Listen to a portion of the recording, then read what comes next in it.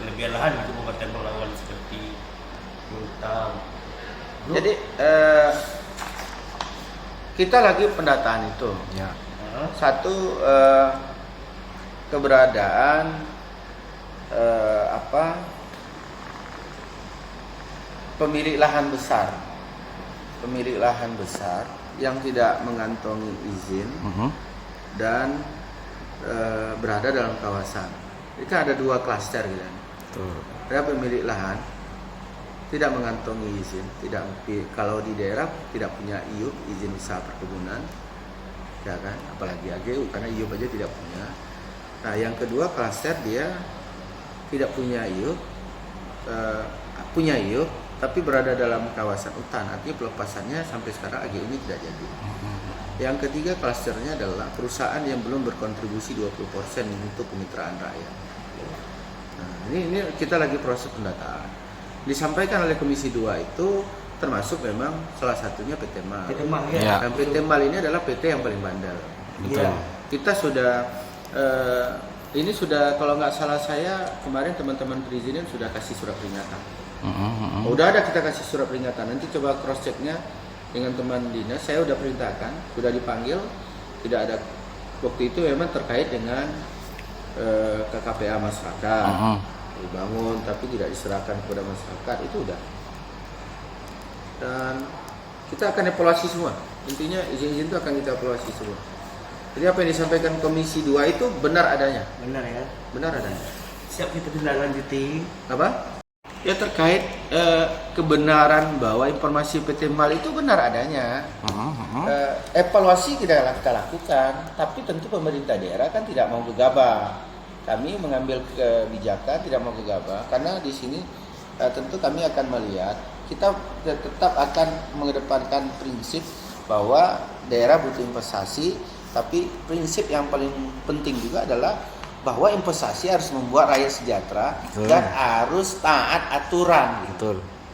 Jadi investasi itu dibutuhkan, tapi dia taat aturan dan rakyat sejahtera. Kalau rakyat nggak sejahtera, saya selamat malam. Selamat tinggal, nggak butuh sama saya. Kalau dia investasi cuma dia sejahtera pengusahanya saja, untuk apa bagi pemerintah? Rakyatnya nggak sejahtera. Akses PT MAL itu lahan masyarakat diambil. Betul. Tapi rakyat nggak dapat kebun. Jalan hancur.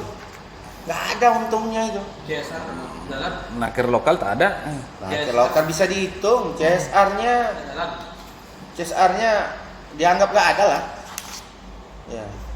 Saya geser ke ujung barat, Pak, ke tempat Pak Samsur Rijal. Dulu ada mantan Gubernur Riau juga di sini, Pak Andi dari Golkar. Periode lalu DPRD Provinsi Riau itu membuat pansus. Hasil dari pansus terkait dengan penggunaan HGU oleh perusahaan-perusahaan terutama sawit di Riau itu menyatakan bahwa ada 175 perusahaan perkebunan sawit di Riau yang penguasaan lahannya berkali lipat dibanding HGU-nya. Contoh, Pak, ada grup paling besar sawit di situ namanya grup Delta, Pak. Ini kalau di Riau terkenal sekali nih, Pak Samsur Rijal tahu nih. Pak Irjen senyum-senyum.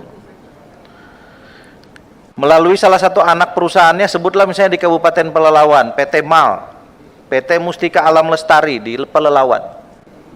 Punya HGU 2.000 hektar. Tapi penguasaannya 5.000 hektar. Dibikin pansus, Pak, sama DPRD setempat. Udah direkomendasikan untuk dicari jalan keluarnya yang 3.000 ini. Apakah kemudian kita berikan sertifikat kepada masyarakat sekitar, tapi kemudian nanti pengelolaannya tetap kepada PT Delta Group ini? Atau seperti apa?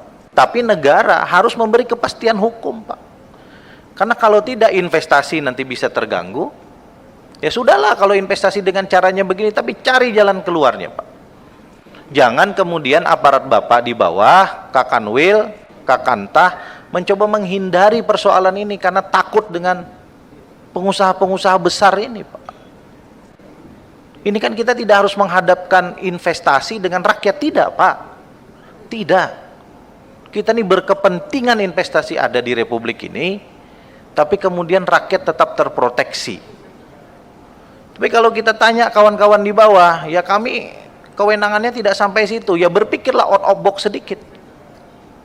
Itu kenapa Pak Menteri, Pak Wamen ditaruh di situ, agar ada pembaharuan cara kerja dan cara berpikir Pak. Itu puluhan tahun bikin pabrik Pak di atas tanah yang tidak terdaftar, tapi secara existing itu ada desa dan dikuasai oleh masyarakat setempat. Masyarakat cuma bisa menonton begini. Setiap kali lapor ke DPRD, DPRD panggil Kakanwil Kakantah, tidak ada tindak lanjut apapun. Ini di Riau ada 175 yang begini. Bahkan kalau laporan detik.com lebih dari 500. Udahlah kita ambil yang kecil aja lah, yang punya dokumen resmi ketatanegaraan hasil pansus DPRD Provinsi Riau. Ini kerja teman-teman kami Pak, kami harus apresiasi.